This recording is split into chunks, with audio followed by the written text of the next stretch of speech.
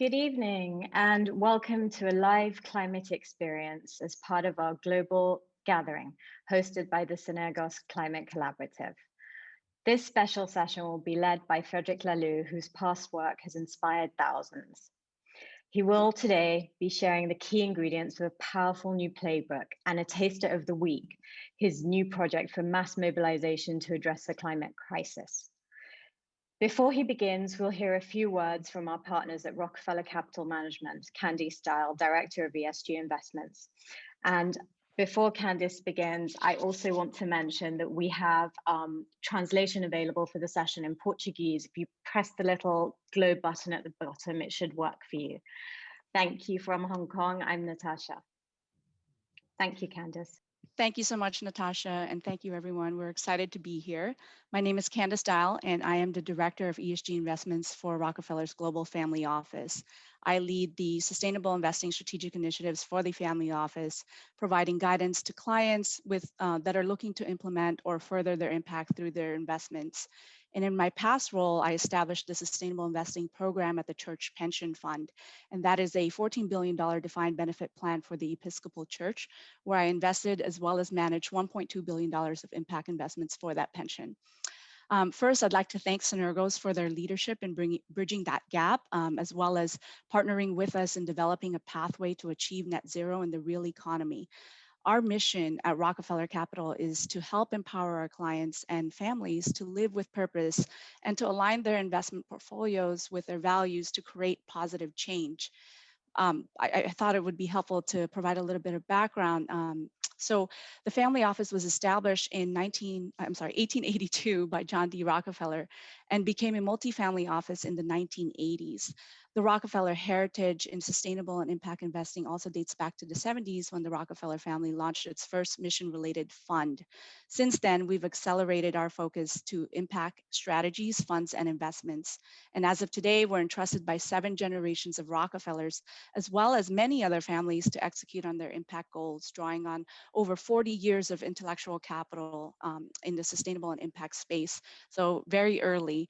And families really look to us to carry them forward, building that blueprint and pathway to apply their values and align investments to further their impact beyond their giving.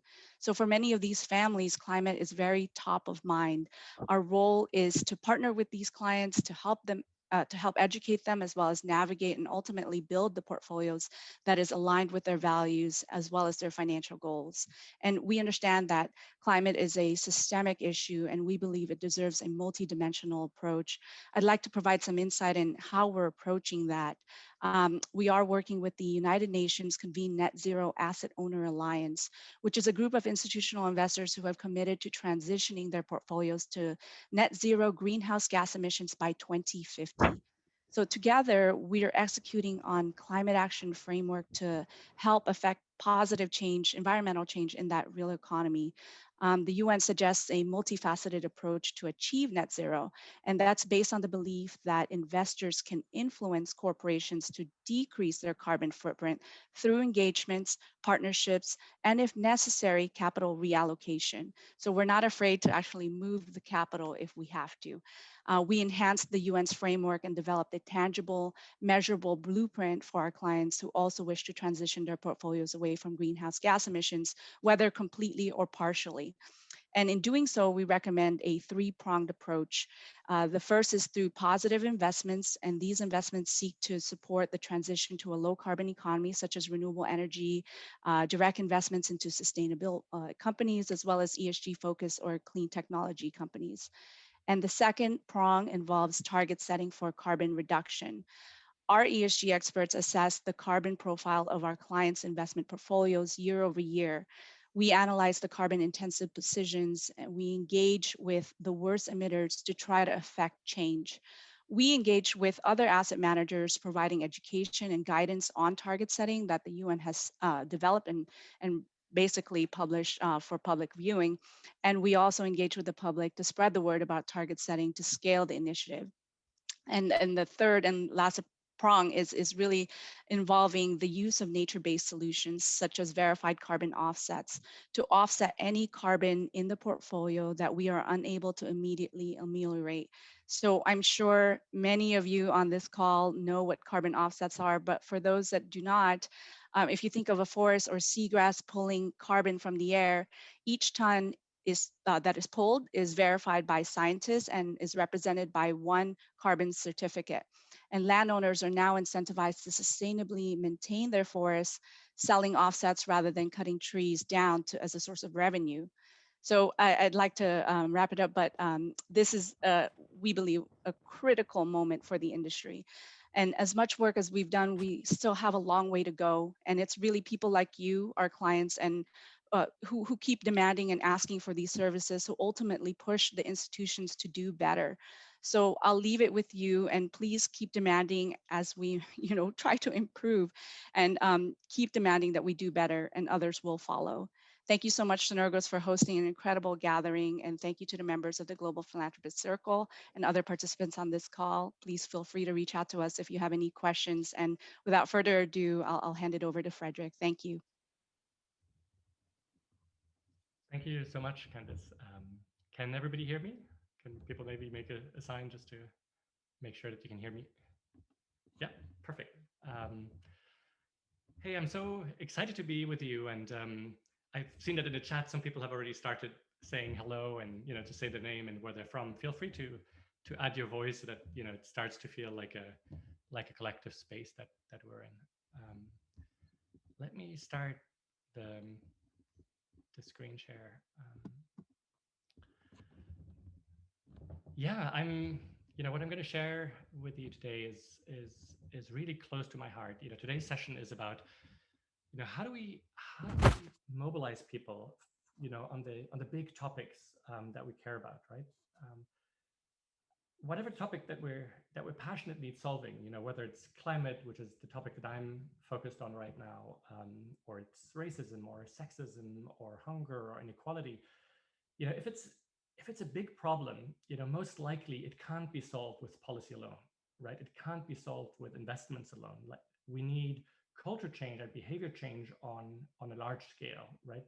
If I take climate, we know that we need our energy systems to tip. We need our agricultural systems to tip. And this is simply something that we cannot impose onto people top down, right? We know from any past major change that they've always happened with large scale mobilization. And the trouble is that large scale mobilization is really hard, right? And there's a paradox here, which I find frustrating, is that we're talking about large scale mobilization on stuff that people already care about, right? If you look at climate change, even in the US, which is maybe an outlier in terms of the number of people who are skeptics, a vast majority of people now are alarmed and are concerned, right? And of course, if you take hunger or racism, the numbers are even higher. And so we're trying to mobilize people on something that at the deep level, people already care about, that we all care about. And there's a strange cocktail, like the bigger the issue, the more people tend to feel powerless, right? And when they feel powerless, then they tend to push away the problem, or they feel guilty. And sometimes we get to cynicism, and we get this strange emotional brew that is very hard to pick through, right? And if I take climate change as an example, right? We all know that we're heading straight into an abyss. Scientists warn us, ever more loudly, and yet we don't see the kind of large-scale mobilization that is needed, right? And it's maddening. And sometimes, I don't know if you have the same question. I'm wondering, like, sort of what's wrong with us? Like, how come that we're not waking up? And I've come to the conclusion that I don't believe there's anything wrong with us, but could it be that we're using the wrong playbook to engage people? Right, the dominant playbook that we've been using and that we're still using over and over again is this one here, right? It's give people the facts and they will wake up and act, right? It's one more IPCC report, right? It's scientists warning ever more loudly, like, hey, you know, this is terrible, right? The problem with this playbook is, you know, it just doesn't work very well, right? It's actually never really worked very well. Like, it hasn't worked with cigarettes. It hasn't worked with AIDS. You know, it hasn't worked with teen pregnancy. And yet it's sort of this playbook that we keep reaching out to over and over again, not just in the climate space, but in most spaces, because it's sort of the natural thing to do. We think like, hey, just tell people the facts and they will act. And so the question that I've been obsessing about for the last 2 years is this question, like, if this is not working, you know, is there a better playbook? And yes, I believe there is. And I think there's two places where we can look for inspiration. One is past successful movements. You know, how have past successful movements broken through fear and apathy and managed to galvanize people? Sometimes for stuff that was really dangerous, that could get you arrested, that could get you beaten up. Like, how have they managed to do that? The other place to look is social science. There's like real progress that has been made in this, you know, the psychology of climate change, the sociology, and so there's a lot that we know. And if we take these two together, you know, what could be the outlines of a better playbook? And if you're okay, I'll just share a number of headlines of things that just seem to be both validated by practice and by theory. Here's a first one. Oh no, maybe before that, I just wanted to tell you a story to illustrate one such past movement that I think we can learn a lot from. And maybe you know the story. It's a story of Otpor in Serbia, right? It's the youth movement that was instrumental in making a pacific way out of the dictatorship of Slobodan Milosevic, right? Slobodan Milosevic was, you know, this war crime criminal dictator in Serbia. He had sort of squashed any real form of opposition. And then these young kids, so students and young professionals, some in the advertising industry, created Otpor. And for some reason, they really got the playbook right? And what they started doing was at night, spray painting this logo that you see here, right? So this fist, right, of Otpor everywhere on the walls, right, in universities, on the streets, and then putting stickers of this everywhere. And it created this buzz where people were like, what is this Otpor? Otpor means resistance, right? And like resistance, and, you know, to what and to whom? And when there was enough buzz, they started going out in broad daylight and doing these prank actions, always with humor. So for instance, they would spray paint the face of Milosevic on a big metal barrel that they would roll through the main street in Belgrade. And then they would hand out sticks and people could hit, you know, the metal barrel and the face of Milosevic, or they could slide money in there for Milosevic's retirement, which of course was a joke, right? And so they were collecting money for his retirement. And it put the police in this uncomfortable position where, like, are we gonna arrest these people? You know, but then we look stupid, like arresting people for, you know, putting money in, you know, for his retirement. But on the other hand, we can't let them make fun of the dictator, right? So the police ended up arresting some of these young kids, you know, detaining them for 2 or 3 days, sometimes roughing them up. And what Otpor did then was brilliant, is when these kids were released, like a whole gang would go to the police station and would treat them like heroes. There would be music and there would be, right? And so if you did that and you came out of, you know, out of the police station, you would suddenly have all the phone numbers of all the girls or all the boys in, you know, in your university or in your workplace, and, you know, you would be the hero. And suddenly by doing that, they shifted a narrative and they shifted the social norm, where before that you were stupid to go out, right? It's dangerous to go out in the street. Now suddenly it's the cool thing to do. And yeah, you know, that's what the courageous people do. And the other people will, you know, if you stay on the sideline, that's okay. But quickly they managed to mobilize 70,000 people, and, you know, and then played it very cleverly to, you know, to get Milosevic, you know, ejected at the next elections that he was forced to take. And so in that story and other such movements, I think there's a number of really interesting lessons of mobilization. And I quickly want to share a few of them with you. So the first one is, we tend to think about information, and what we're learning is that information is important, but even more important is emotional reckoning. Right? If we talk about climate change, the question is not so much how do we convey information, but how do we create spaces where people can safely reckon emotionally with what's happening and digest the fear, the anger, the shock, the dread that is coming with this. If we don't do this, this stays here and it never sinks in, right? What we're looking for is how can people embody this? Like, how can this information go into every cell of their bodies so that that there's no way back? A second thing is that top-down messaging is not nearly as powerful as peer influence and a sense of identity, right? If we take Otpor, like the reason young people would go out in the street is that other young people were doing it, and that was the cool thing to do. So we know that peer influence is just massively more powerful than top-down messaging. Another one is that we tend to focus on the individual, like how do we get individuals to wake up? And because of the power of peer influence, we have to think about the collective. How do we reach people with their group of friends? How do we reach people with their colleagues? How do we reach people with their fellow group of worshipers in existing social circles so that social norms start to shift?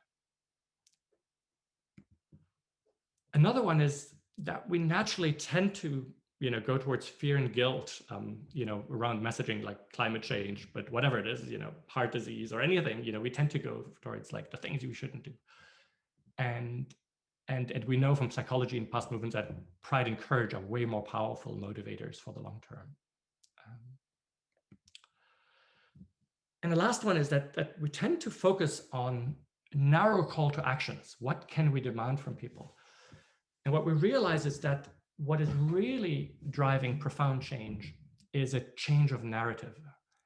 Like profound change happens when people stop believing an old story and embrace a new story. And that is when they will come up with creative actions that we could have never scripted for them. And when entirely new things happen that are beyond what we can design from a central location. Right. I hope this is intriguing, whether you care about climate change or other topics. These seem to be powerful ingredients that have worked in past movements and that are validated in social sciences. And so we've been working hard in the last 2 years to think about what could that mean for climate change, right? How could we break through to people to whom we normally don't break through? And we call it the week, and I'll explain in a minute why we call it the week. And the goal is to reach, the vast majority of people who are alarmed, concerned, on the fence. So not the small percentage of people who are already activated. So not probably you and me, right? I imagine that a lot of people here in this call are, already deeply activated on this. But maybe it's us a few years ago, right, before we were activated, or it's our, it's our families and friends. And not on the other hand, sort of the hardcore climate deniers, but that large percentage of people, who say they're alarmed and concerned, but who haven't yet been deeply activated. And so, this is how we plan to go about it with the week.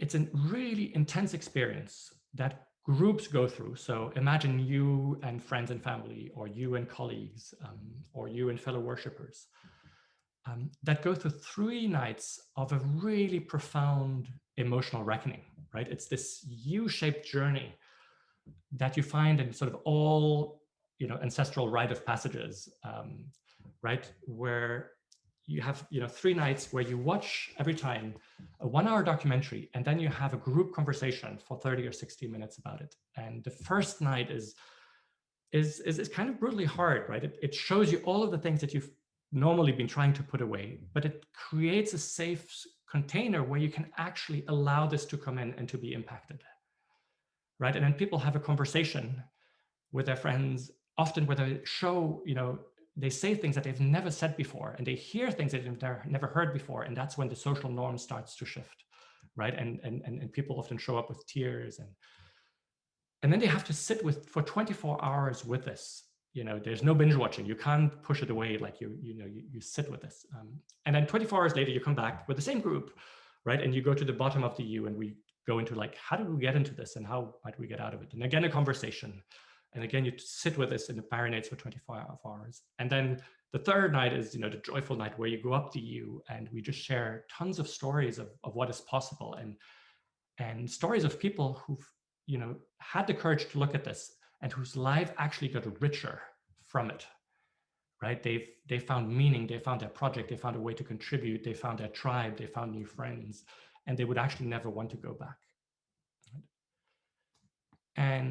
And we've prototyped this, and we know that this works really powerfully, that people are so deeply touched because we finally give them a space where they can reckon with all of this. We're super excited.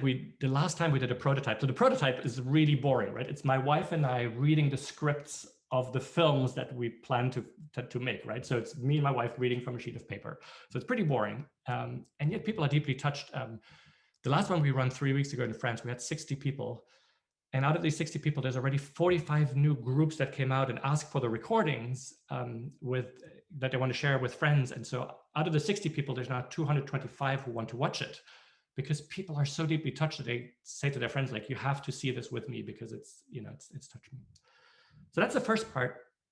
And then we know that this is not enough, that we need to offer something like 2 to 6 months of support for people to stay in these conversations, to celebrate successes, and to find out where they want to contribute. And after 2 to 6 months, our experience is like, people no longer need us. Like, our goal is not to create a movement. There's amazing movements out there.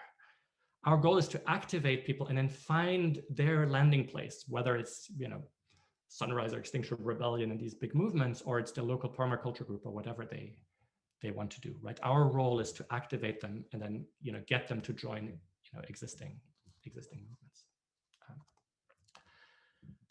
We're also realizing that people want to bring this to all the places where they're at. So, you know, the week at home, where, you know, you watch it with family and friends, but you know, some people, you know, then take it to their school, you know, take it to university.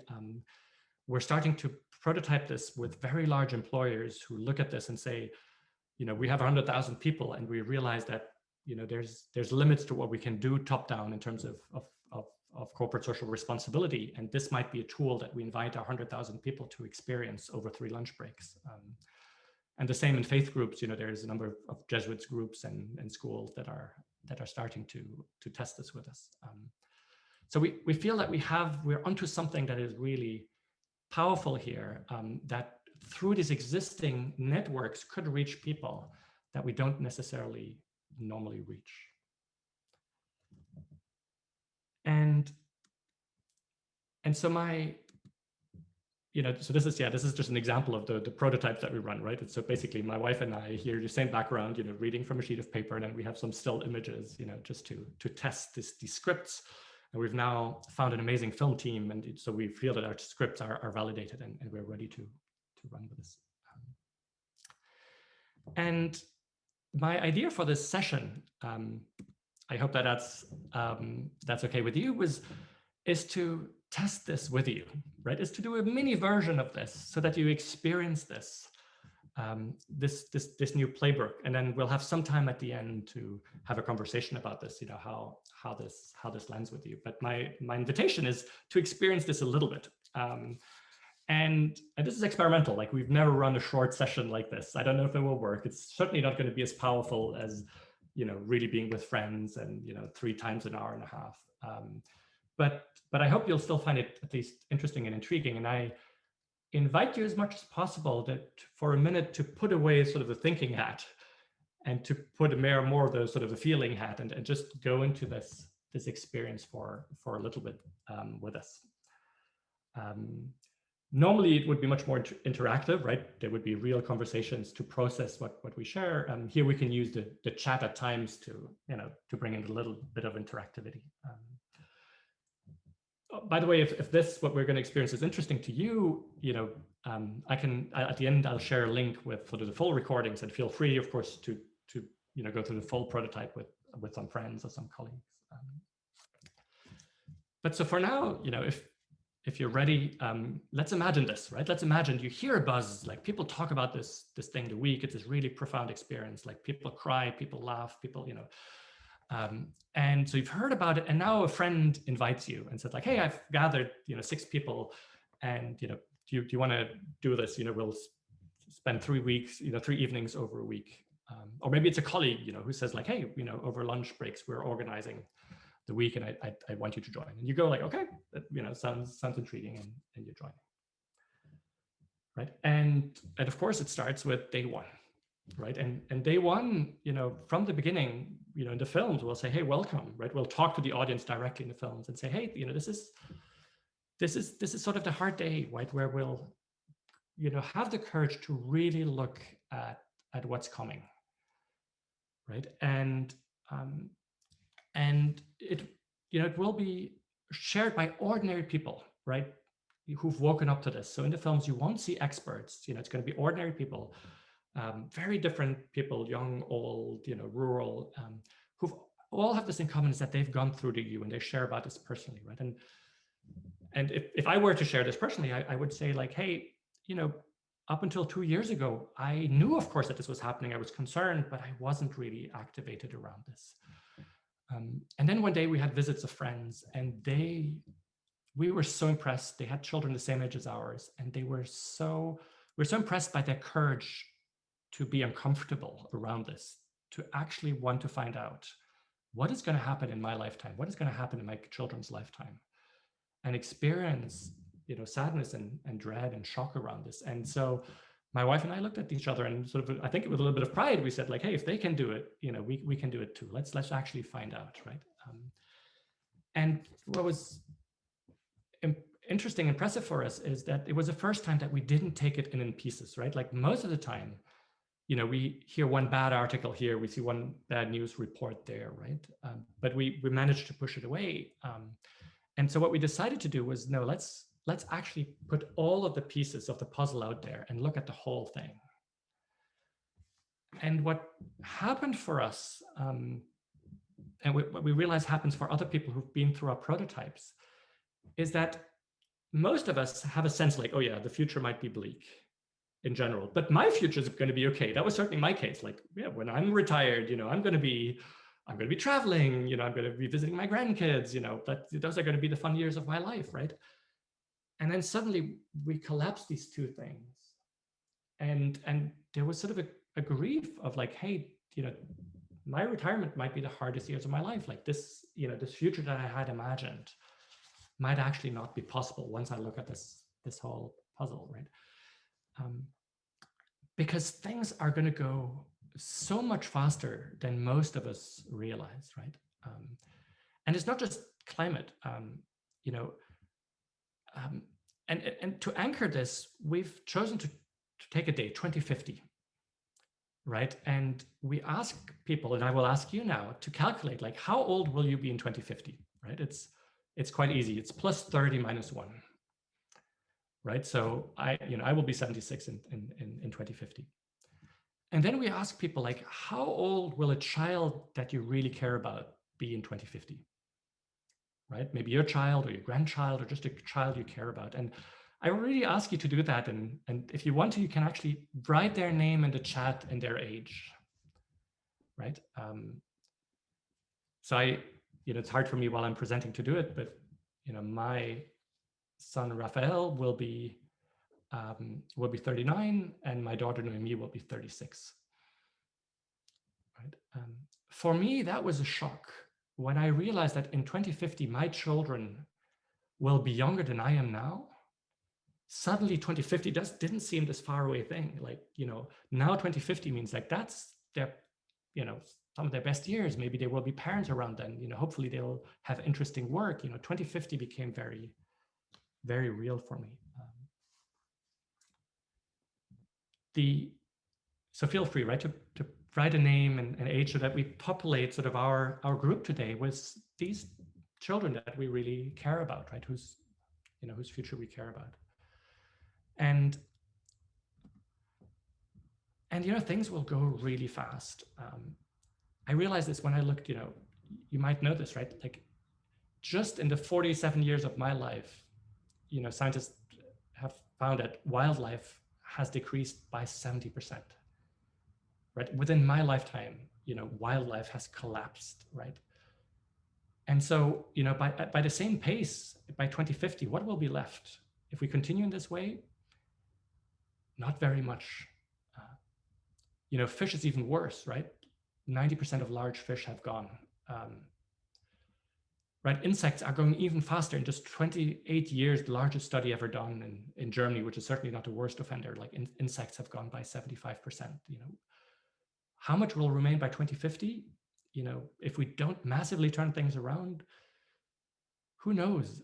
It's the same for coral reefs, it's the same for rainforests, it's the same for mangroves, it's the same thing for topsoils. I mean, all of these things tend to go at 1% a year. And so how much will be left by 2050? No one knows. Most likely coral reefs will be gone by then. The Amazon rainforest might, completely burn and turn into a savanna. And you could think like, what does this mean? Like, what does it change for my life? And the best metaphor I found is this game. Maybe it's a game, it's a game called Kerplunk, and you have some marbles resting on sticks, right? And then one by one, each in turn takes out a stick, and the goal is not to have the marbles drop, right? In the beginning, you take out sticks and it's safe, right? And then you take out a stick and, oh no, there's a marble dropping or two marbles dropping, until you're the unlucky one. Like you take one more stick out and the whole thing comes crashing down.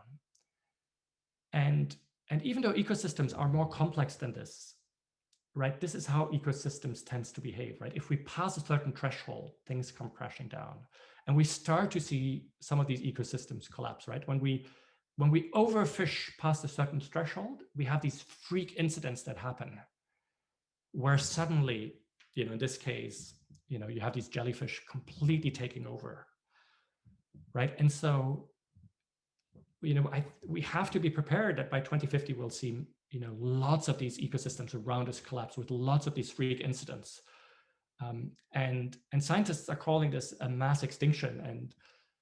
And we could stop just here. Like if we really wrap our heads around that we're in a sixth mass extinction and that we'll see entire ecosystems collapse that we depend upon, like, there comes a moment where we realize, like, can humans alone survive when systems around them collapse? Maybe they can, but the fact that I'm betting my children's future on this seems crazy to me. And mass extinction is just one of these three crises, right? Another major crisis that I think we haven't wrapped our head around yet is pollution, right? When we started producing plastic at massive scales, we didn't realize that plastics doesn't biodegrade, but becomes these microplastics that are now everywhere, right? You probably know this, microplastics is in everything, right? It's in the air we breathe, that you breathe right now, that I breathe. There's microplastics in that air. It's in water we drink. It's in honey. It's in beer. It's in salt. It's in everything that we consume. It's it's in the Antarctica, in the most pristine places. Scientists in the University of Newcastle in Australia have calculated that in the Western world, on average, we eat, drink, and inhale the equivalent of 4 credit cards of plastic every month, right? And the genie is out of the bottle. Like, this is not something we can get back into. And with the amount of plastic that we're putting out, in, like, by 2050, how much will it be? 8, 12, 16, And what this does to the human body, nobody knows. What we know now, just came out a few weeks ago, doctors cut into the placenta of newborn babies. And sure enough, there's microplastics in the placenta. And we know that this is full of damaging chemicals, including endocrine disruptors. And the weirdest thing starts happening, and we haven't wrapped our head around this. Scientists in the US and the UK have taken fish from natural reserves, so places that look untouched, But these places are so full of chemicals that the fish are becoming these freak beings. Like, majority of male fish start to become these semi-female beings where they have eggs in their testicles. We see alligators and beavers and otters having smaller penises, and we see this now in humans too. Like, human boys now start to have smaller penises because of these endocrine disruptors. Girls have puberty earlier, the number of miscarriages that go up dramatically, and the sperm count is plummeting. And so not even by 2050, but by current rate, by 2045, the sperm count is going to hit zero. And so when I'm thinking about my own children, they've been exposed to all of this. They're now 7 and 10. They've been exposed to all of this since they were in the belly of my wife. And it's crazy that we don't know what is happening to our children, but the pollution, the genie is out of the bottle, and it's, nobody knows what it's doing to their bodies.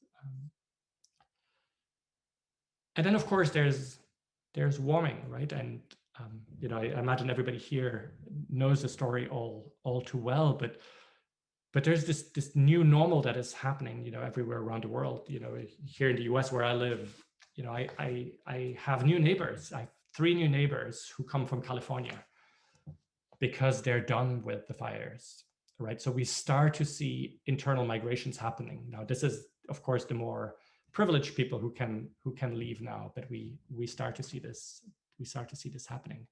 So, we start to see the first balls dropping. And of course, there's some places around the world, in the Sahel and Malawi and, the Middle East, where things are much worse, where, we already see food systems collapsing, where we see increased warfare and civil wars because, the balls are crashing. There's this, but it's difficult for us to realize, what does this actually mean for us? Like, how will my life change? And there's this really interesting study that was done at the University of Zurich that I think helps us get a sense of how quickly things will go. They looked at cities all around the world and looked at what will the climate there be in 2050, right? When my children are younger than I am, right? And the closest city to where I live that they had looked at was Buffalo, right? Buffalo, New York. So for those of you who don't know, it's really the north. It's almost Canada. It's extremely cold, right? And Buffalo, New York in 2050, the climate will be kind of the climate of Washington, D.C. now, hot, swampy, mosquito-y, right? That's how the climate in Buffalo will change. It's as if Buffalo is moving down, 1,000 kilometers on the map, right? Boston is going to be like Charlotte, North Carolina, right? Chicago is going to be like Kansas City, and Kansas City is going to move to Dallas. If you take Portland, Oregon, it's going to have the weather like moving all the way down to San Antonio. And San Diego, the closest match that scientists found was Tripoli in Libya, right? For Austin, Texas, the closest that they found was Peshawar in Pakistan. For Los Angeles, it's Hargeisa in Somalia. It's as if the whole country or the whole northern hemisphere is moving south, and the same with the southern hemisphere move, right? And some bits of the US sort of drift off to the Middle East. Like, this is going to be extremely fast. And by the way, this is sort of a middle of the road scenario where we get a lot of emissions down, right? And I think what we need to be prepared for is when things change these quickly, like, we start communities, we'll see communities that collapse, right? We start to see this already happening in some places in California and in Florida in the United States, where insurance companies are pulling out, right? And when insurance companies pull out, then banks stop giving mortgages, real estate, quickly go to zero. The rich people get out while they can, other people get stranded, and ultimately these communities die out quite quickly. And one of the things that has been striking to me is to realize that the most detailed research on the areas at risk is no longer done by universities right now.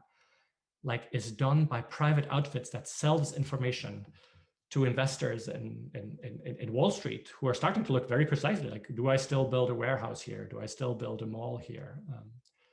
And there's one study by a group called 427 that was made public. Most of these studies are very expensive, and they looked at again just the US, like what are the places where they say that the risk is high, and if you're a rational investor, you might consider no longer investing, right? And for hurricanes like this, these are the places that they put on the map, right? For water stress, these are the places. For wildfires, these are the places where we shouldn't invest anymore, and where if you live there, you might better sell now and still cash in on your real estate before it goes down. These are the places that might not make it because of heat stress. These are the places that will be affected by extreme rainfall, and these are the places by sea level rise, right? What is striking is that this is just all over the place, and so while nobody can really model this, there's a real chance by 2050, either we will have moved because we live in one of those places, or we'll live in a place like I do where other people move too. And, as I told you, I already start seeing this. We have new neighbors, moving in here from California. So yeah, either we'll move or people will move to where we are. Another thing to worry about is food, right? We're 7.6 billion, we'll project to be 10 billion soon. So, food needs to go up by 30 to 50%, for all these people and to nourish all the people who are undernourished today. And while no scientists can really model this because these things are too complex, all signs point to the fact that, food production might go down rather than up, right? And I don't have much time here, but we have 6 major bread baskets around the world that we depend upon for a majority of our calorie intake. And all 6 of them are really stressed, right? If you take northern India and China, right, it depends on the water from the Himalayas. And anyway, the north of India is going to be parched. The same in the Midwest, where water is going to be highly unpredictable and things are going to be too hot for certain crops. And so right now, when we have a major crop failure in the West, we're still rich enough to buy food from international markets and basically export our hunger away.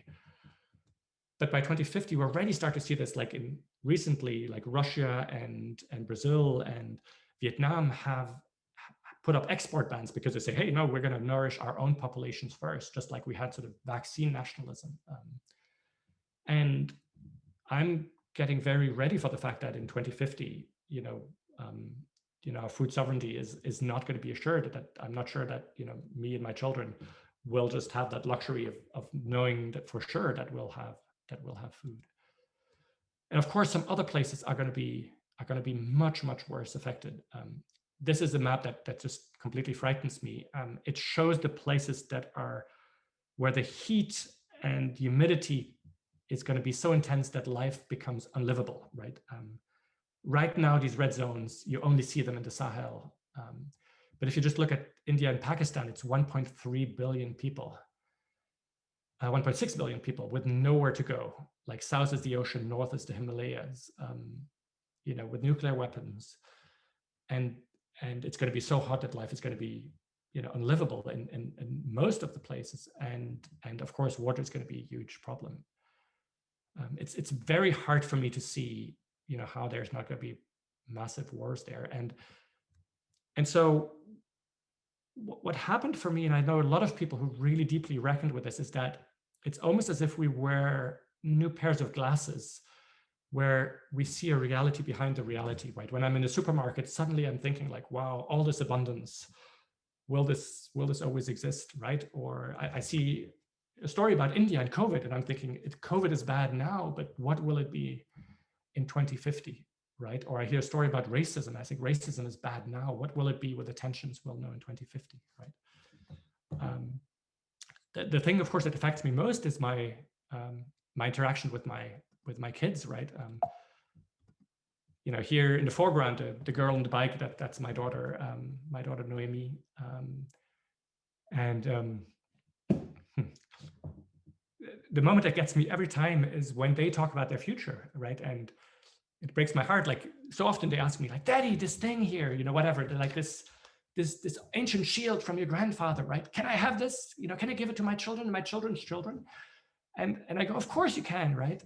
And something inside of me breaks, because I'm getting ready with the perspective that, you know, by 2040 to 45, you know, 50, when they will be old enough to have children, you know, and unless we massively turn this thing around, like, I'm not sure that they will want to have children. Like, I'm getting ready for the fact that they will not know this joy that I have to have children in their arms, right? That I might not be a grandfather, right? That's the kind of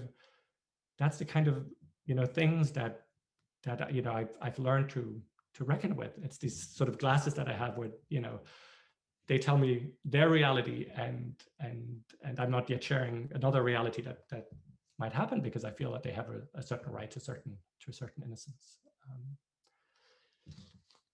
And so, yes, this is what 2050 is likely to be like. And I know I've led you through a whirlwind here, right? And normally we would have, you know, an hour of time to lead people through this.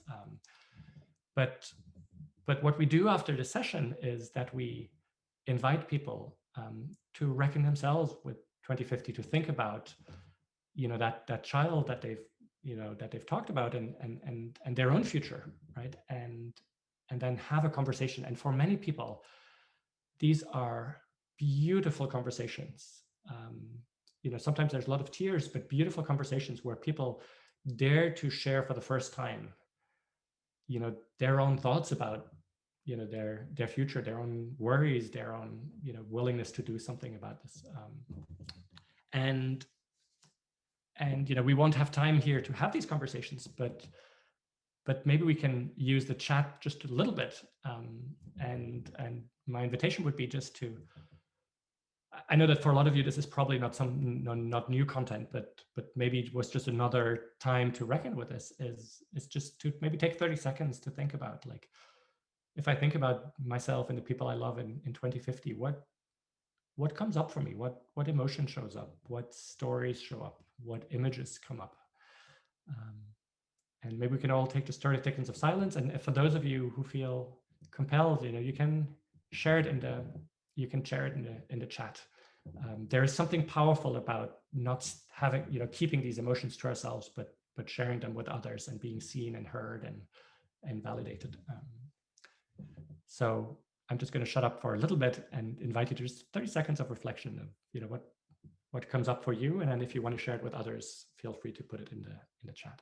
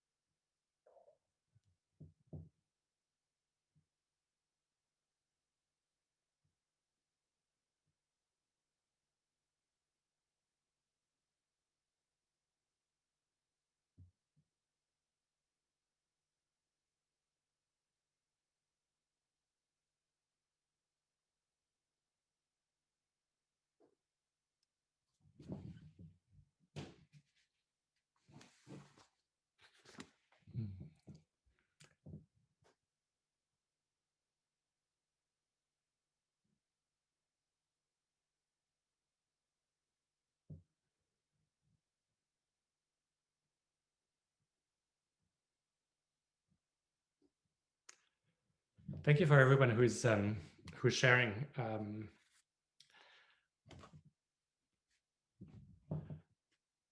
Yeah, I'm glad it, even this small format seems to touch you. So, feel free to continue sharing in the chat. I'm going to continue. Normally what would happen here, right, is that you would have a conversation for 30 or 60 minutes with, your friends or colleagues, and this is really the moment where, social norms start to change, because some things are said that cannot be unsaid, right? It creates this shared reality, this shared emotion. And then you sit for 24 hours with this, right? And I know that people are really eager to come to the second day. We have zero drop off between the first and the second day, because people don't want to stay with this emotion, right? They want to. And the second day is the bottom of the U, right? And it's really this question of like, is there hope, right? Can we turn this around, and avoid, if not, certainly not all, but most of the suffering for us, for our children, for the most vulnerable people on this planet, for the species and ecosystems. And one of the first things we talk about is, instinctively, we all look at our political leaders, right, to fix this, right? We look at, and for sure, they have power, and we need them to take drastic action. But we also talk about the fact that, this might be a misunderstanding about how deep change really happens, right? If we look at history, the way deep, profound change happens is not by a single leader. It's when we happen to live through a deep change of stories, of narrative, these unconscious narratives that we have, right? Take the suffragette movement, right? Before that, the story was that, women were not to vote, like women are not in the public sphere, women are not clever enough, women are not informed enough, it's not their place. Like, of course, women are not to vote, right? And it's a story that a lot of women embraced, like that was just the order of things.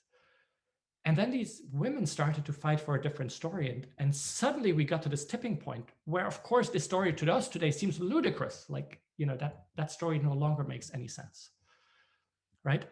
It's the same with the civil rights movement, right? If you look at, like, after Reconstruction, like for decades, African Americans have fought for civil rights, but suddenly the times were ripe for this story to change, right? Where suddenly the story that legal segregation would be possible, like, no longer made sense, right? And the same thing happens for colonialism. Like, I'm Belgian. We Belgians did horrible things in Congo, and we got a lot of riches from Congo, and yet at some point, without a single shot being fired, we ended up being the colonial master, simply because the story told us that this was no longer possible. And of course, the same thing with the collapse of the Soviet Union, and so we're really diving into, like, so what are these deep stories that brought us into this mess, and what is a better story that might be emerging, right? Because what happens is that for a long time it looks like nothing changes, like, because this old story is just so powerful. But over time, more and more people move on to this new story, and then quite suddenly we see the systems tip. And this is what gives me hope, is that while we have a sense that we're not doing nearly anything fast enough, I know that, a lot of people are preparing the ground, and maybe this tipping point might be closer than we think. In my more hopeful moments, that's where I get energy from. And so what's this old story that got us into this mess? One way to talk about it is to call it the story of more, right? For the last 100 or 200 years, we've lived with the story that in order to be safe, in order to be happy, more is better than less, right? And we've sort of relentlessly pursued this more. There's a really emblematic moment around this story. Maybe you know this story, is the Hoover Commission just 100 years ago. 100 years ago, a number of leaders in the United States were worried that they saw a first generation come up whose basic needs would be met. And it's like, what are we going to do? Like, where's growth going to come from? And so there's a commission put up by Hoover, and they looked into this, and their recommendation is striking. We have the text of this, is to say, we have to, the solution is relentless advertising, is relentlessly creating new needs that people don't have. And as soon as they're satisfied, creating more needs, right? It's this rat race of more, right? And sometimes I like to think, imagine there would have been a different decision taken where we say, hey, it's wonderful, the basic needs are met. Now we can take care of the stuff that we really care about, right? But that's a decision that was being taken. Of course, now we know that has brought us beautiful prosperity, but it's also brought us, into the system that is hitting a wall. And the worst of all, that is not making us happy, right? We have epidemics of loneliness, all the deaths of despair in the West, despite that prosperity. And in order to fulfill all these needs that we create, we're constantly converting nature into stuff, right? And we're constantly, emitting greenhouse gases in the process. And it's not just consumption, right? It's, of course, there's this relentless consumption that we see all the time, right? But actually it's everywhere. Like the story of more is in our food systems, in our energy systems, in our transport systems, in our education systems. It's everywhere. And in the second episode, we illustrate that in a few places. I'm just going to illustrate one example here with you, which is in the food system, because a lot of people don't associate the food system, right, with this. And we take a very simple example, right? We take an egg, how an egg is produced, right? Sounds very simple, right? Not long ago, every farmer had a few chickens, and they would know their chickens because chickens have personalities, right? Chickens have these complex hierarchies, right? But then somebody had the idea, was an accountant actually, that you could stack them in cages. So you could have more chickens on less space, right? Makes sense. But then, we could put ever more chickens in ever smaller cages, right? That's even better. But then these chickens go crazy because they're not meant to be that way. So they start attacking each other and hurting each other and killing each other. So another step had to be added, which is that, the beaks of these little chicks have to be burned off or clipped off without anesthesia, right? And now you have a person doing this 8 hours a day, right? And then you can now have these, these huge factory farms, as they're now called, right? They're factories,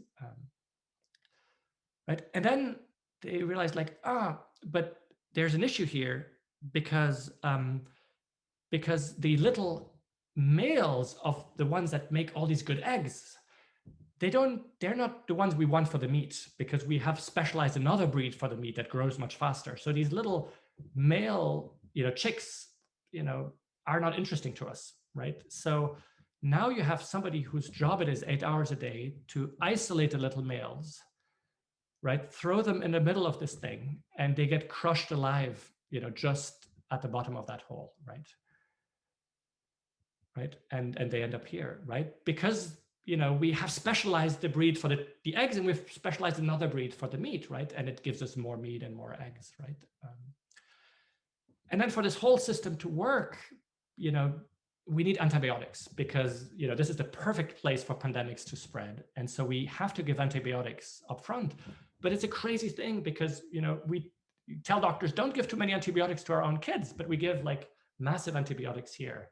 And we know it's only a question of time before, resistant bacteria will come up there. The next, pandemia comes up there. And when that happens, things that we take for granted now, which is like, not losing a baby at childbirth and doing surgery and doing chemotherapy, might be in danger. So we end up with systems where if we push this logic too far, it becomes completely crazy. Like after COVID, we should absolutely stop factory farming, because that's where the next massive pandemic is certainly going to come from, right?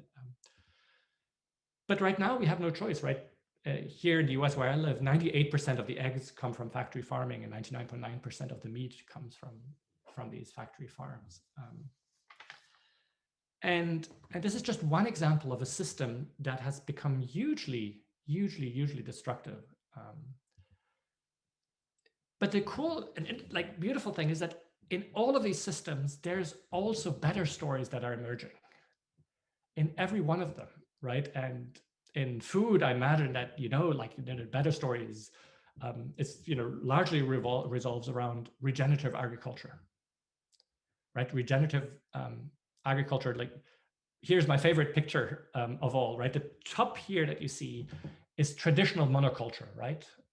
Everything is pretty dead. The soil is pretty dead. There is no more biodiversity. There's hardly any insects and birds, right?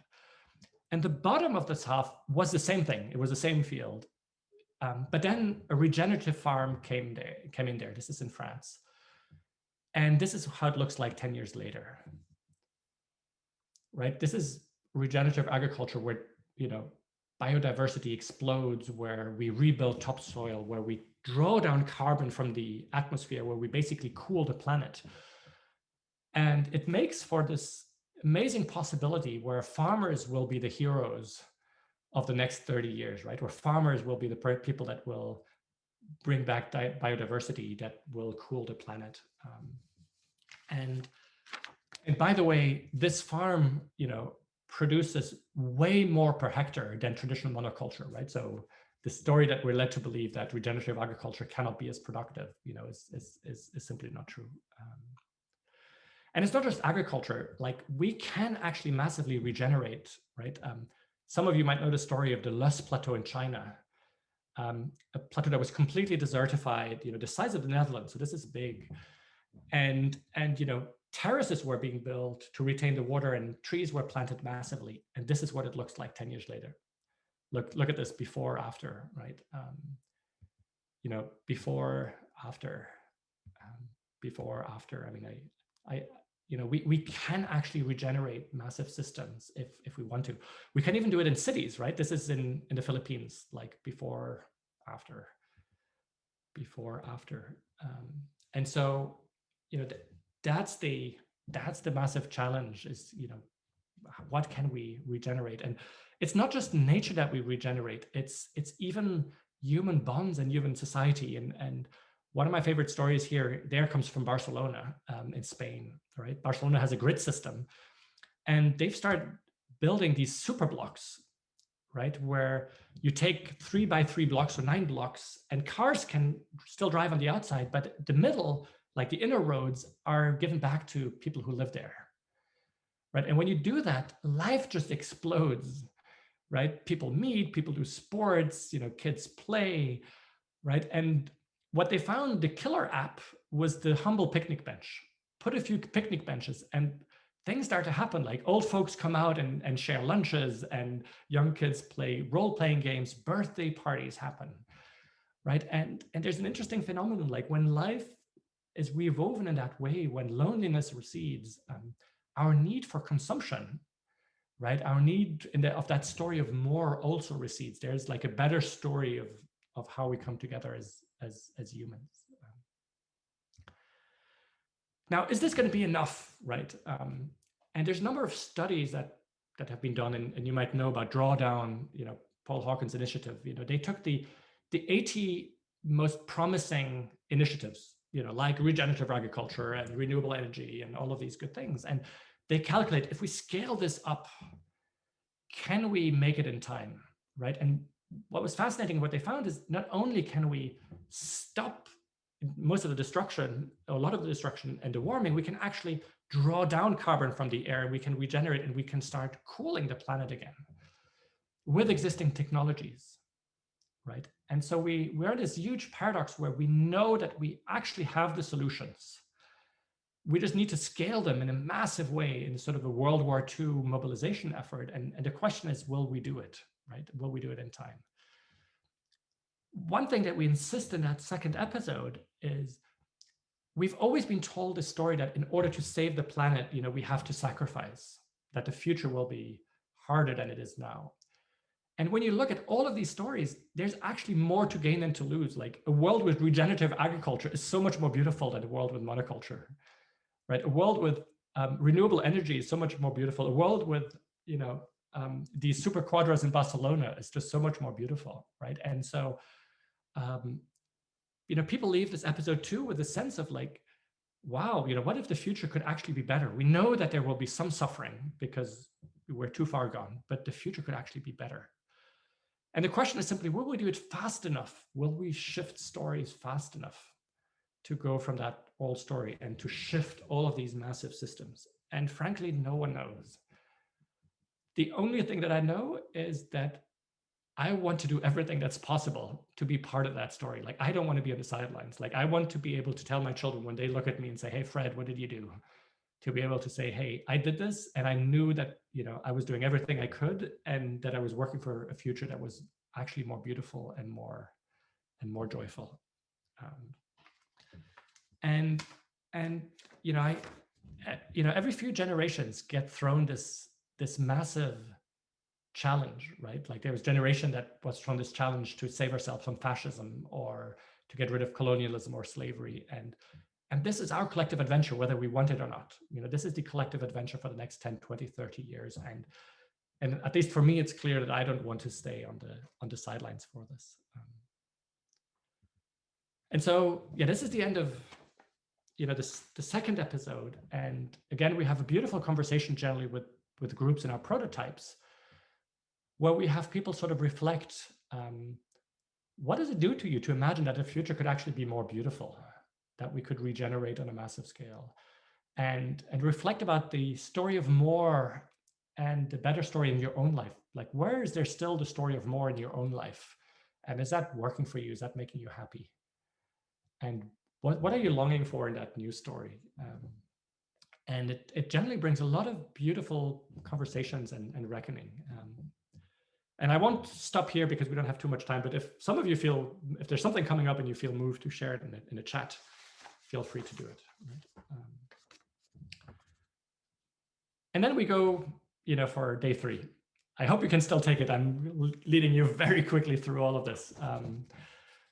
And normally after day 3, like, people come back and now they're willing to go like, okay, so what can I do? Like, they're willing, they're waiting for like, And so the question is, what can I do? What can we do? And what we're addressing here is that a lot of people start episode 1 by feeling like there's nothing I can really do. Like, everything I'm going to do is going to be too small, right? Like, what difference is it going to make? And, in the climate space, there is this debate, right? Where some people say like, hey, whatever I do at home, changing light bulbs is not going to be enough, right? We need really system change. And the only one that can do system change is government, right?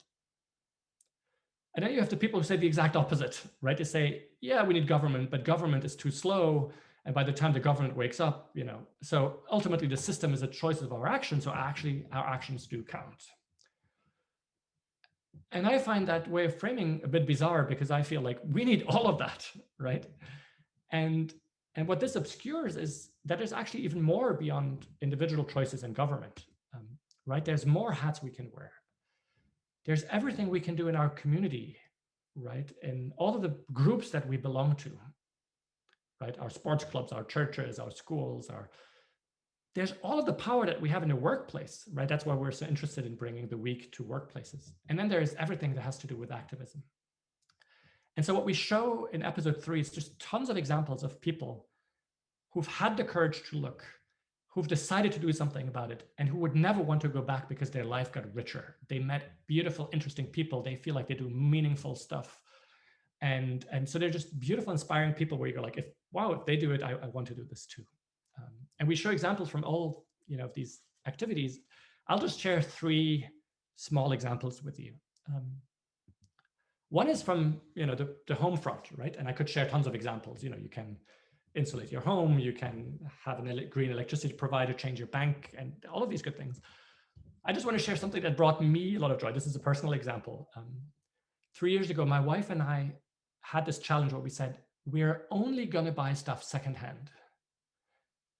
Now, not entirely true, underwear and socks, and, we still buy new, but everything else, let's just see for a year if that works. And it's become so fun that, we keep doing it. Something that we didn't anticipate is that, everything that we now buy, and here are some examples on this picture that I took of stuff that we bought, everything that we buy is now a little adventure, is a little treasure hunt. Like, every of these objects has a little history. Like, I'm more attached to them than if I had bought them in a store, right? And so this has actually been really a joyful part of our lives now. We've met people through this. It's been interesting, and it's actually drastically reduced our consumption. Like, it feels meaningful to us. It's not enough to save the planet, but it's actually a meaningful a meaningful contribution, and it's fun. Another example we share from the workspace is the story of Ray Anderson, and you might know Ray's story. Ray founded a carpet company called Interface, and he grew it from zero to the world's largest carpet manufacturer, right? They became famous from these tiles that you see in offices, right? And he was a traditional businessman, very celebrated. And then one day he had this dark epiphany. He realized that his business at the time was taking 1.2 billion pounds of stuff from the earth, mostly oil and gas, to create endless nylon fiber to create these basically plastic carpets that get used for 5 years, 10 years, and then get ripped out and end up, in landfills. And suddenly he felt disgusted by his own business. And what was striking about his story is he said, like, I don't want to reduce plastic a little bit or greenhouse gases by 10% or 20%. He said, the only goal worthwhile for me is to not take anything from the earth that the earth doesn't reproduce quickly, and not to harm the biosphere in any way. And his management team looked at him and said, like, what do you want us to do? Like, raise sheep? Like, that makes no sense, right? But he was adamant. And so it spurred like this wave of innovations. For instance, they started not selling their carpets, but leasing the carpet. So they were still the owners. At the end of the life cycle, they could take back the carpets, disassemble it, and completely recycle it, right? And all of that happens, all the energy in the factories is with solar panels. And unfortunately, he died a few years ago, and he hasn't completely seen his success, which is that right about now, 20 years later, they've achieved their crazy goal, which is that, Interface is almost entirely closed loop and almost entirely, solar powered. I mean, it's remarkable. They're still number one in the world. They're still leading the world. They've won more awards that you can imagine. But more important than that, I think, in this story is that, the last 20 years of Ray's life were the most exciting years that he had. Like, this was way more exciting to do this than to run a business in a traditional way, right? And then another story that I love, and I often get emotional, is the story of Ella Rose. Ella Rose lives in Virginia, and she is sort of at the opposite end of Ray Anderson. She was at the bottom of the pyramid, lived a completely invisible life in food kitchens, making minimum wage, never had a voice. And she was 70, retired, And one day, a young activist come knocking at her door and tells her, do you know that there's a gas pipeline that is going to go through the back of the neighborhood? And the compressor station is, the most dangerous equipment is just going to be 400 feet away from where you live. And this would, of course, never happen if this was a wealthy white neighborhood, right? But here it happens. And do you want to join, the fight against, this pipeline? And the decision she made when she said yes changed her life, right? She got to meet lots of people. She started talking in public. She started realizing that she has a voice. It was the first time that she stepped into her power and found her power. Talked to large groups of people. There's a time where she was talking to a large group of people, and suddenly Al Gore was standing next to her. This woman whose life had been pretty invisible, took a whole new turn. And a few months ago, December of 2020, when she came back on a Sunday morning from church, her phone rang and somebody told her, hey, we won, right? This pipeline, is stopped, right? It makes no more sense to have any gas pipelines. We need renewable energies, right? And I think what touches me in her story is that I've also had, and I imagine most of us have had times in our lives where we felt that there was more power in us, than what life was allowing to come out, right? And she was 70 and she could have died without this ever coming out of her, but she was lucky to have this come out of her and to find a way to step into her power, into her voice. And so we share all of these examples in episode 3, like this long list, this is too small for you to read. And so people come out of this not with the question of like, what can I do? But with the question like, where do I start, right? And what we tend to share is like, we started with stuff that gave us joy, that gave us energy, that made us proud. Sure, we also look at what has the most impact, but really what gives us the most joy. And if there's any voice of like, I should be recycling, I should be doing this, forget about this. This is, if we want to do this for the long haul, like let's find stuff that gives us joy. And we help participants identify like what would be really meaningful for you to do. And then the last thing in episode we talk about is, if we want to join this new story, this adventure, this is not something that we can do alone. We need each other to do this. And we share the example, like let's decide, imagine you decided to eat more healthily, right, and do more sports. But if everybody around you in your household, right, eats pizza and ice cream and puts it in front of you all the time, it's going to be hard, right?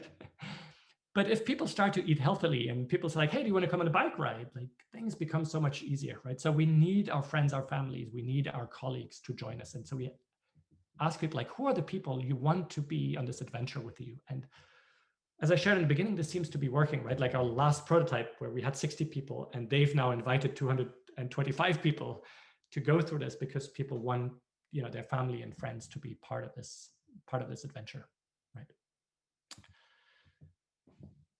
So that's it, right? This is the end of episode 3. And in, the conversation starter we give people at the end of episode 3 is to imagine themselves in 10 years. They've joined this adventure and it's made their life richer, just like it's made it for Ray Anderson and Ella Rose and other people. And then we have them have a conversation with their own selves today and say like, oh, thank you so much for going on this ride because it's made your life richer in this and this way, right? And people then share just beautiful things like, it's made my life richer because I could contribute this and this thing that I found my friends, or I've joined a group and we're going through thick and thin, or I can tell my children that I did my part, and so people start to visualize themselves going into this, and it leads to beautiful conversations. So that's sort of the mini you that we've gone through, and what we invite people to do afterwards, and this is still something we need to design, is then this 2 to 6 months of support. Like what we know is that the groups at the end of the 3 nights say, hey, we want to continue this, like don't leave us here. Like, and so we want to offer them that they can continue meeting every 2 weeks if they want to for an hour, and we give them a curriculum where they celebrate their successes, where they digest, maybe the first group that you joined, wasn't fun and you need to join a new group, and what is it really that you can contribute up until the point where they no longer need us because they found their tribe and they found their way to contribute. So that was it. I've talked a lot. I hope it wasn't too much for you all. Just as a summary, right? I wanted to share this with you again. Like, I believe that we can do better than this playbook. Like, give people the facts and they will wake up and act, because it's not working very powerfully. Here are some of the key ingredients that work, I think, beyond climate in any space. And then, of course, we've applied this. We're trying to apply this to the climate. I just want to share my email with you. Maybe somebody can type it over into the chat when I take this down.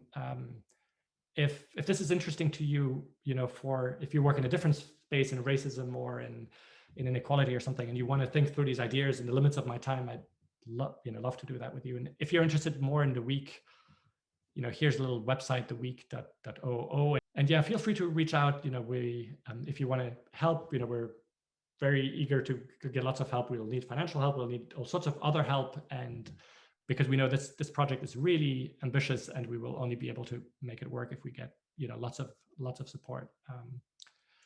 But enough of me talking now, and I want to, we have 10 minutes left, and I'm happy to go a little bit over time and have a conversation about anything that this brought up for you. So if you want to share what this brought up for you, or we want to share a question, I'd love to start the conversation. Thank you so much.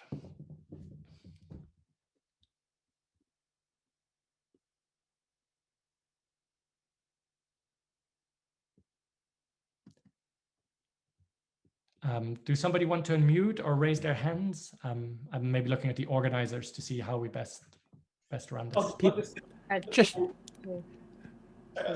get the ball rolling, Frederick, by saying, wow, I'm just speechless. So, thank you. Thank you. You're speechless and I'm a bit breathless. I've talked too much.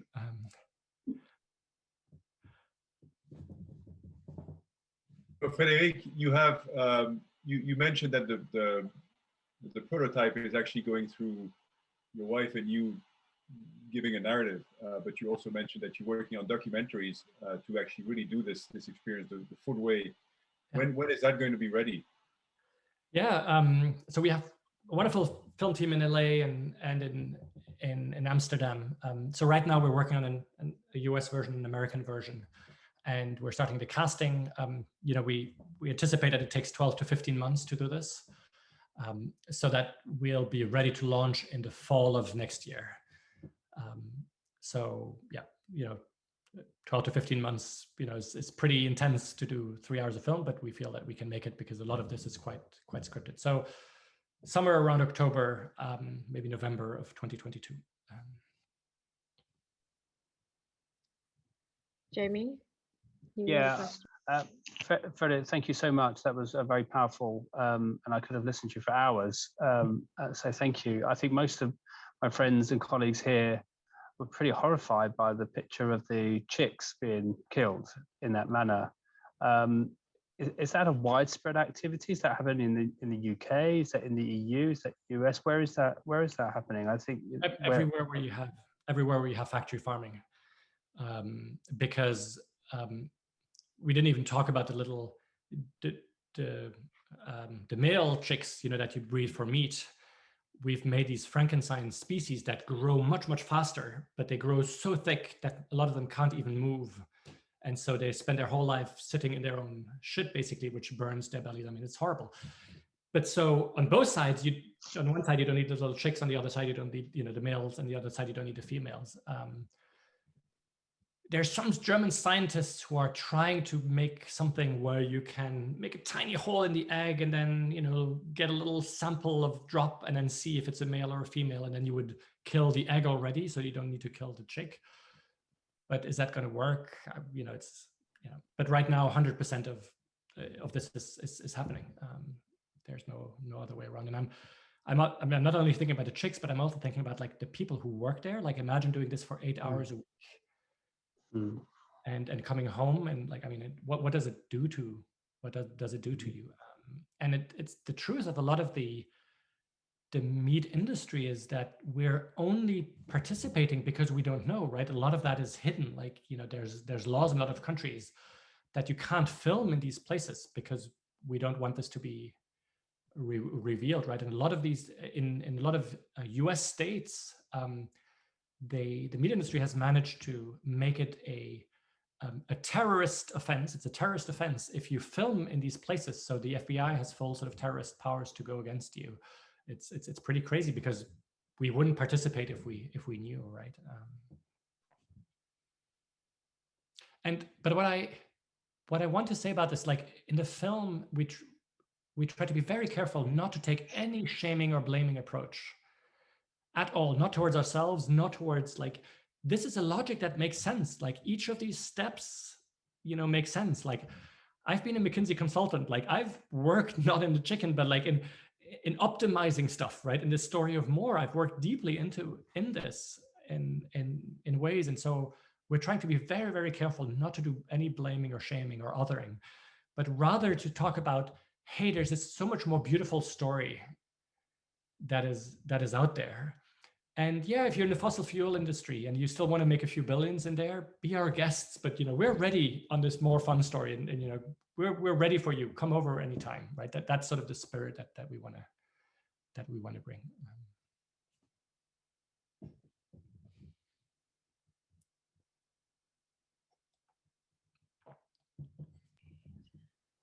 Any other questions or comments for Frederick? Thais? Yeah, Frederick, first of all, thank you so much.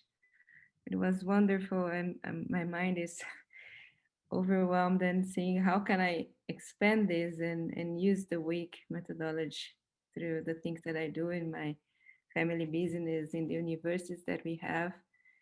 And this is what I am most concerned. We were discussing in our sustainable committee, how do we what is the trigger for each one to make this change? Like in my case was an article that I read, and then I came up to the university and said, okay, we need to create the sustainable committee. Let's reduce the use of plastic. And now we are expanding our activities. But like we were discussing with the members, like, what are the things that for you was a trigger? Like it was a documentary, but and then what are you doing? How do we share this? So I think what you showed was it's a nice idea of doing this, but I think few people actually is willing to go deeper in the phase one, like you showed, like the chicken, because it's so hard, and most of the people get away and get afraid of going deeper and say, okay, it's the system is huge. I'm not gonna change it because I'm alone. But like you're proposing, how do, we should do this with the people that we know, with the community that we are, and of course we're gonna scale this. But even though it seems like it's not enough, right? Like I'm trying to do this in my, but it's never enough. Yeah. Yeah, thank you for sharing that, because that is sort of our hope, is to make it easier for somebody like you who says, I want to talk to this, but like, you know, without the week, like, I don't know how to talk to this with my, parents-in-law. It's hard, right? I live in the US, they live in Europe, and we've just decided that we wouldn't fly and see each other that often, right? But if I just try to talk to them about this, it's really hard. I meet resistance. And so what we're trying to do with the week is to create this container where I don't need to do the hard work, right? The week is doing the hard work. I just need to invite them and say, hey, we're going to go through something that is important to me, and you will understand me better and what's important. And most likely they will say yes, because they like me and they want to go through this.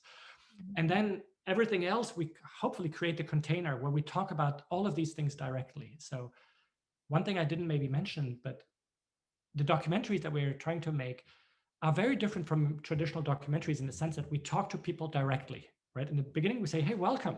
And this is the first episode. And the first episode is hard. And sometimes when things are hard, we try to push them away, right? And so we talk about all of these things. And then we talk about like, but I feel too small. Like, I don't want to know this because I feel too small. And then we talk about this. And so we actually help people process this. And so rather than inspire them in some cheap way by, you can do this and it's fantastic, we actually talk about all of the things that come up. Right. So for instance, in episode 1, I didn't have time to share this today, but a moment that for a lot of people is really meaningful is we show a bunch of really hard things, and then we take a time out and we say, when we're facing hard things, we all have defense mechanisms to try to not have to deal with them. And here are 5 mechanisms. One is I tune out. I just think about something else. I look at my phone, right? Another is magical thinking. Oh, we'll find some solution, some technology. And so we list them, and people always laugh because they said like, oh yeah, I've done that. I find myself in it, right? And we don't judge people. We say like, we do this all the time. This is healthy, right? But if this happens to you, just try to go like, I'm strong enough, I can do this, right? And then they go back to it. So we really try to help people deal with all of these things that show up in a very direct way, almost like a workshop, right? Like you would do with in a workshop. And so our hope is is that we can create something where I can then go and say, hey, Thais, here, here's something that is very easy for you to organize. You just need to get the people that matter to you in your organization or in your family, and just tell them like, hey, show up 3 times with me. And sort of we take care of all the rest, including the conversation kits to get the conversation launched, so that you no longer have to try to convince people and then they resist, your convincing. Great.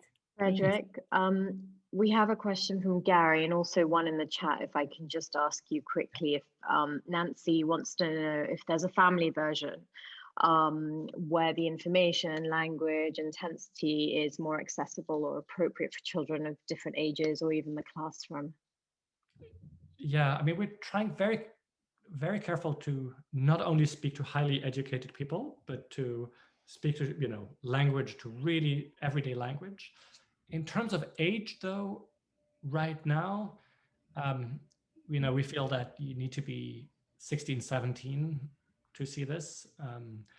And in our wild dreams, my wife is super convinced that one day, we will make a children's version of this. that is more accessible. But right now we have our hands full. So it's not planned yet. But if there is somebody who wants to join our project and wants to make that happen for children, like, you know, that would be amazing. Thank you. And Gary, you have a question for Frederick. Frederick, have you done the arithmetic around scaling your approach? How many of these sessions do you have a model of kind of spinning off sessions from sessions to get a multiplier effect? Yeah. Yeah, I mean, so it's basically a little bit like the coronavirus, but in a positive sense, right? You want this R to be high, right? If the R is higher than 1, you know, this thing starts to multiply. And you know, from our prototypes, we're very hopeful. I gave this example where 60 became 225, right? So it's an R of 4 just in the first generation. So that if that were to hold true, you know, that would be mind blowing. That would be amazing. And you know, films should be more powerful than our Zoom. Now, on the other hand, some of the people that we invited are people who are really into this and close to this, so not entirely representative. But so our hope is that we get an R of 2 and that this thing starts spreading. That's 1. And then 2 is that we have these large partnerships where we start by spreading it. So there's a number of large organizations, Sodexo, Decathlon, Novartis, who are starting to prototype just to see, like, does this work in the workplace? And could we use this as a tool? With the idea that they might invite their 100,000 people to go through it. And if this works, like, you know, that's a massive scale. Similar, like there's, you know, Jesuit universities who are really interested if we could get, you know, so the idea is, can we get some large networks where we see this, you know, get a few 100,000 people to start and then get the multiplier effect going. So that's the model we're working on. A third thing is that, you know, I've written this book on new forms of management that became super successful, and so we see this avenue where there's lots of coaches and facilitators who are, you know, already part of sort of my larger network and who are looking for ways to engage the organizations they work with on climate. And so could we also create sort of a toolkit for coaches and facilitators to bring this to their existing clients and organizations? So that's how we're thinking about it. I don't know if that answers your question, Gary. Yes, it does. And I would just suggest that as it spreads, that is communicated real time to give people a sense of, to overcome the sense of futility. Yeah, I mean, you know, the metaphor that we use, we don't necessarily talk about it, but the grounding metaphor that we use is that this is sort of like a rite of passage, right? It's like walking through fire, or you know, like where at the beginning there's a bit of trepidation, but at the end you're like so proud that you've done it. And like any rite of passage, you're welcomed by the people who have already done it. And so we don't know exactly how we'll do it, but we're playing with this idea of cohorts, where say that, you know, we would be the June cohort, right? Like we watched this in June, and at the beginning of the film 1, even before film 1 starts, you have all these self-submitted videos from people from the May cohort who say, like, we've just been through this and welcome June cohort, like, you know, and so to create sort of this sense of, you know, when and it's same at the end of episode 3, like you're welcomed back by all the people who have already done it and who say, like, hey, congratulations, you had the courage to go through this. And we can't wait to see what actions you will take. And, you know, we're here to support you. And so to create that, you know, that group effect. Frederick, thank you. There's so many adjectives I can use to describe the feelings that I have after this session, and I'm sure everyone in this room feels the same. Thank you. And we will follow up on so many things that were put in the chat, and also we'd love to do a full session with you within the GPC, and I'll follow that up with the Climate Collaborative. But really grateful for your time and your effort today, and thank you. Thank you.